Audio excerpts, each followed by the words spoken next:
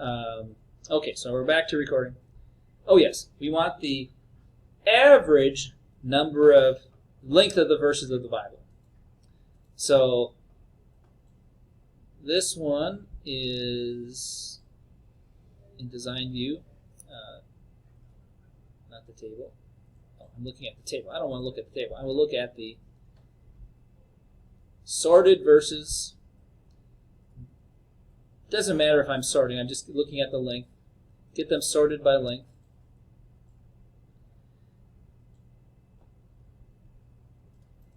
Now, to get my average on this, I turn on totals. That allows me a extra piece of information down here. Group by. This little, I'm not sure why they say group by, but the group by is what I want to change from group by to average. So now I will get the average verse length once I run the query. So I click View, and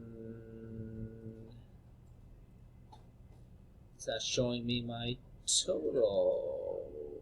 Oh, I wonder, maybe I won't get the average until I don't need to see any of these other things. If I'm only viewing the average number, I think now I'll get a number. Let's see what I get. No, I'm getting everyone. Because it's still sorted by ascending, I think. Maybe. Let's try that. Turn it off.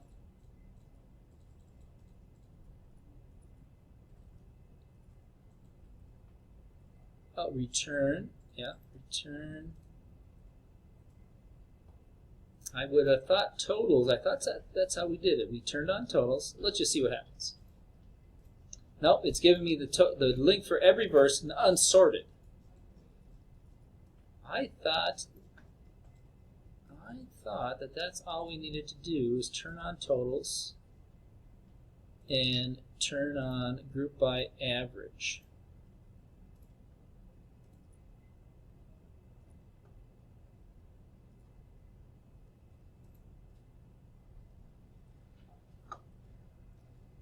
Let me check. I thought that's what we did when we wanted the statistic on that. Guess it's harder than I thought. Turn off totals, group by average. Is it possible these other columns shouldn't be there? Remember how we did it with the average cost of materials in that, I think in the vendor table? I think that's all we did. Well, let's delete these and just see if it makes a difference. I can select through those, hit the delete key, and now let's see what we get. If I just give me the average of length. That's what did it. Okay, so you can't have the other columns in the results if you want to do the statistics. I thought I could, but we have to remove those other columns. Now, you might know, maybe no one else has ever done this. The average number of letters in the King James Book of the Bible, including punctuation marks and spaces, is 132 characters. A little piece of trivia for you in case that comes up someday. Impress your friends and family. So that was just a little practice at using that totals. Okay? Now let's do a little more practice with one more query. Let's make up one more query just to give you query practice, and then we'll practice making a table. So I'm going to close this one. I'm going to do a save as because I had modified an existing one. I'm going to do a save as, oh, not database, save object as, save as, and I'm going to call that verse length average. And now I have that query. Now let's see, what else might be interesting here? Let's see, what is the, what's the school hymn? Yet not I, but through Christ in me. Let's see, could we use a query based on that? Yeah, let's try that. let's look for verses that have something to do with that. So, again, we'll do book, chapter, verse, real name, sort, ascending order in the Bible, chapter, sort, ascending, verse, sort, ascending, and the text of the verse. Now, yet not I, but through Christ in me is the theme. And someone says, hey, can you search for verses that are related to that? Well, we could look for the exact phrase. How about a couple forms of the phrase? How about star, yet not I, star, and another star, Christ in me, star,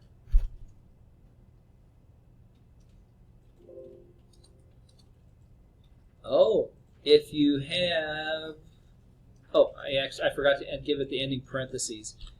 For some reason,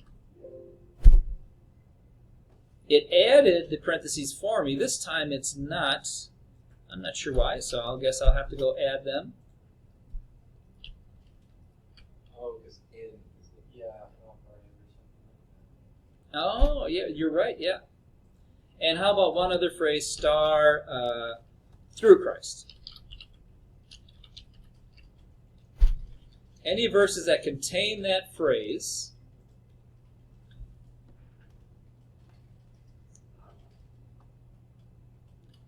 and those are all ored together, so any of those forms, let's see what we get. I'm guessing 20 verses. 4 verses. Wow.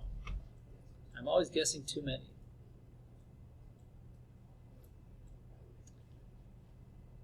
There's the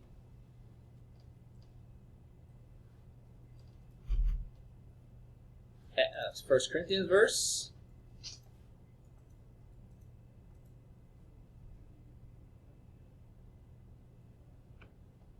So King James doesn't have the exact phrase, yet not I, but through Christ in me. But this one in 1 Corinthians, the grace of God which was with me after the yet not I.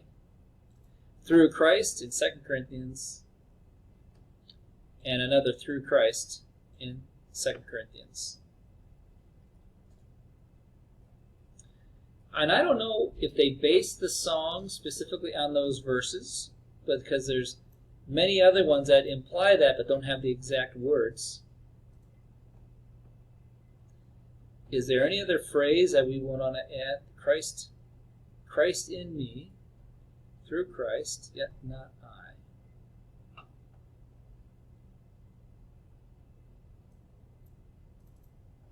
Those seem like the best phrases to choose. I can't think of another one to add. Oh, you know what? Oh, I thought I had missed asterisk for a second there. No. I do have the asterisk on both sides. So I'll go with that. There's the yet not I. There's the through Christ. And another through Christ. There is not a Christ in me. Probably because I'm using King James. I think that is in the ESV. I'm going to do a quick search on the Bible Gateway. In the ESV for Christ in me. See what verse I'm missing here. ESV, Christ in me.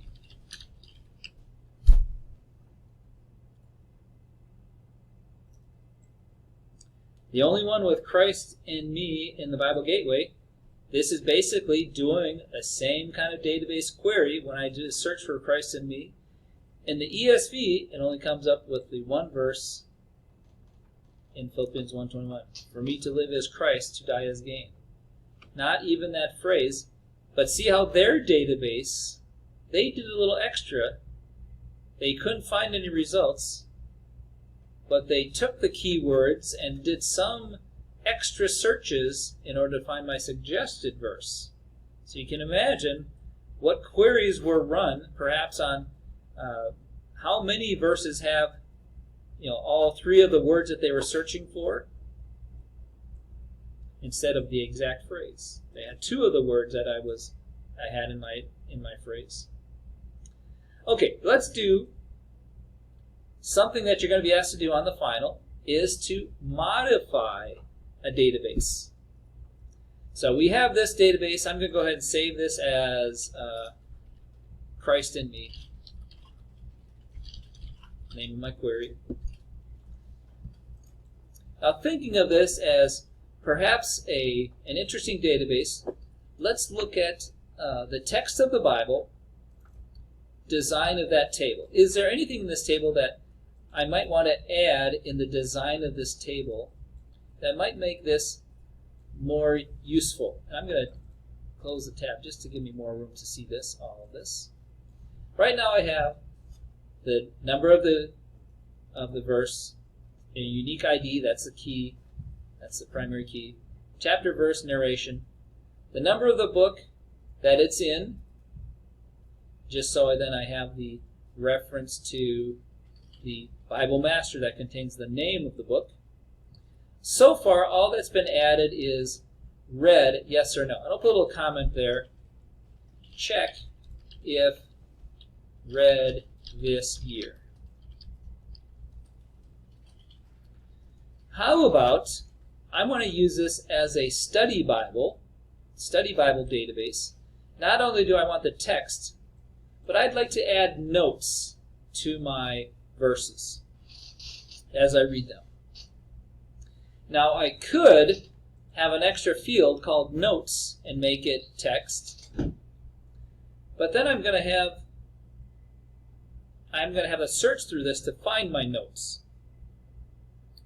So how about we make a separate table of the notes that I'm taking, and they will reference the verse that I'm making the note on, instead of adding a note field here, which is one possibility. This is where the database people would think, what's the best way to do this?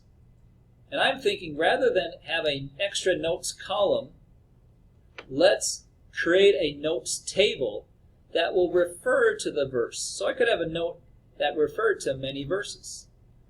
So let's do that. Let's build a new table. I'm saving changes because I adjusted my column width. Let's create a new table to give us some practice at that. So create, going to jump right into table design. So the instructions may be, create a table to keep track of notes.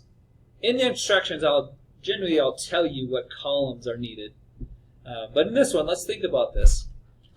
Typically, every table has a ID or a primary key, and I'm going to call it notes ID. And make that a data type of auto number. We don't want to worry about what it gets assigned. We'll let access assign a number to this. So I'll call this automatically assigned primary key. Just because database tables like to have a primary key.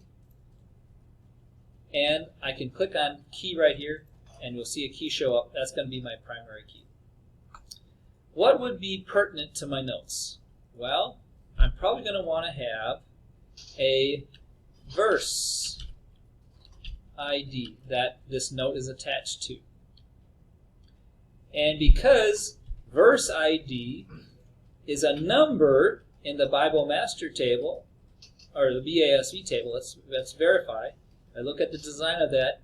Yes, the verse number, or the Bib ID is a number.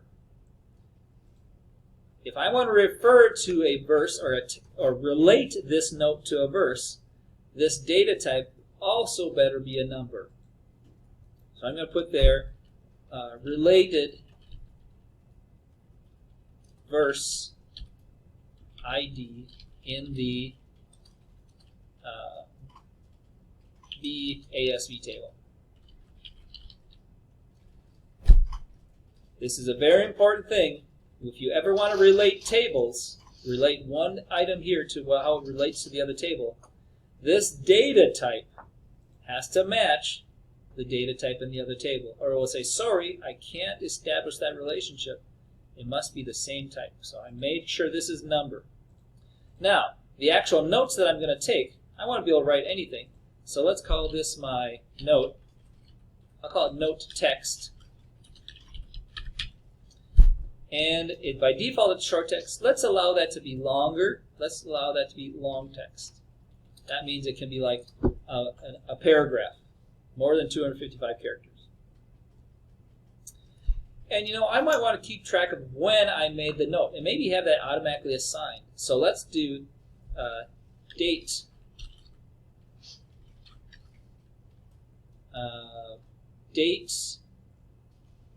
started. And guess what data type that would be? That would be a date time. And because I don't want to have to fill this in,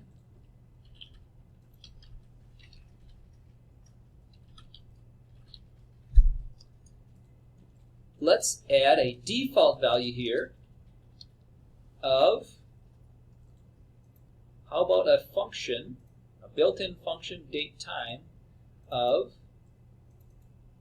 is there a function called now? Let's use the function now. Just like we did in Excel, there is a function now that will become the default value for the date I started to take my note. And how about date edited?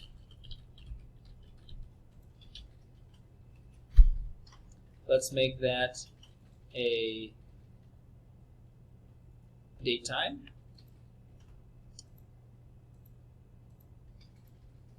And I guess we'll set its default value to be also equal now, empty parentheses. Although that's going to be a little weird because when I edit it, I'm going to need some code that actually updates the date. You don't have to worry about that, but we'll just set the default value to be now. So the note text and some dates attached to it. I don't think we need anything else. So we'll save that table, and we'll call that table notes.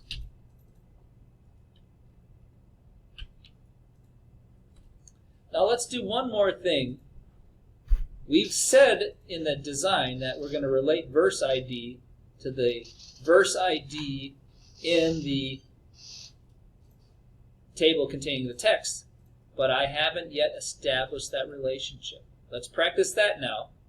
I'm going to close this table, design, and I'm going to database tools, relationships, and I'm going to show that notes table and show its relationship. So I right click, show table. I choose my notes table I started. Close that. And now I click and drag verse ID to the bib ID that I know is the primary key for every verse in the Bible. And I'm going to enforce referential integrity, meaning I can't refer my note to a verse that doesn't exist in the Bible. I'm required to have a note connected to a verse. And I'll go ahead and check cascade delete and rename in case I ever decide to rename the number ID of that verse. And that creates that relationship. I can readjust these things so I don't have crossing lines and it looks a little neater. So I have added a new table of notes, and just for fun, let's go ahead and close that, saving relationships. Let's edit our notes and see what happens if I want to enter a verse ID. Oh, that's the notes ID is going to be automatically assigned. Verse ID, I might need something better to find the verse. Let's go add a note to a new note. See how the date started is automatically assigned? Oh, it's not letting me go because verse ID has a 0 in there, and there is no verse ID of 0. So I'm going to have to fix this so it doesn't. Maybe we'll make the default value of 1 or something. Now, it will take that new note. See how it automatically assigned the date that I just now edited it, or started it. So it's not a perfect table. This verse ID is a little bit problematic. But this just gives you an example of the kind of thing that you might be asked to do. Create a table, making some reasonable design decisions about what fields make sense in this table, and then enter some data into the table just to practice how it would work. All right, we'll do some more of that next week, and we're going to also practice some Excel next week just to give you good prep for the final. And it'll give you time if you have projects that you need finished, if you're stuck on anything, I'll be happy to help you with any projects you're stuck on, give you more time to finish on Monday. All right, so you can save that. This is ready to turn in. If you want to turn in the Bible database, that's ready to turn in. This was just kind of practice as we get ready to do some more building. Basically, next week we're actually going to build a database from scratch just to give you practice at that. But we're not going to fill it with tons of data, just the building part. All right, so we'll